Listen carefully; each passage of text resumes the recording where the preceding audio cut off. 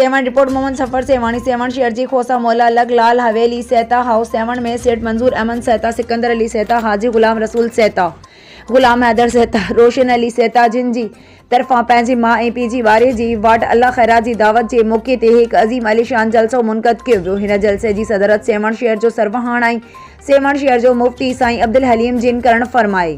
जॾहिं त हिन जलसे जो ख़ुसूसी ख़िताब साईं आशिक़ अली राजपर जिन करण फरमायो। साईं आशिक़ अली राजपर हिन जलसे में आयल अवाम खे ख़िताब कंदे चयो त ए मुसलमानो मां ऐं पीउ जी इज़त कयो। माउ पीउ अहिड़ी हस्ती आहिनि जो अल्लाह ताला माउ जे पेरनि हेठां जन्नत रखी आहे। ख़ुदारा कुझु ख़्यालु कयो, माउ ऐं पीउ जो अदब कयो, उन्हनि जो ख़्यालु कयो।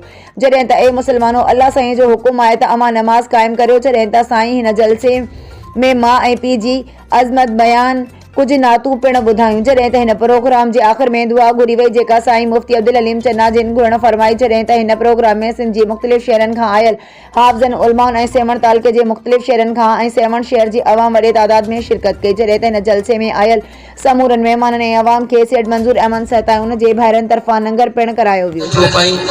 बापू मरी वियो आहे मोल जो को मां पाया मता मूंखे डप लगे इहा थव औलाद जी वफ़ा। उहो ई औलाद जेके हथड़न ते खणी निपायोसी, जेके पथड़ो करो न पियो अचे यार फेरे पथड़ो करायोसी, जेके हलण न पियो अचे सेवण जे मेले ते कुलड़न ते खणी वयासी, जेके मिटन में घुमायोसी। अॼु उहो ई औलाद अपने जे जिस्म जे कपड़न खां थी रहियो आहे। चवे तो मौलवी न इहो वॻो तूं वञी पाया कर ॿिए खे ॾिजा मां कोन पाईंदुसि।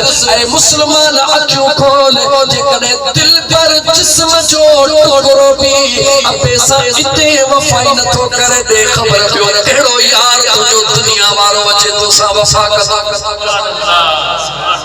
कंहिंमें उम्मीद लगाए वेठो हुई तो फलाणो वफ़ा कंदो, कोई वफ़ादार न थी। मोहब्बत नाही रही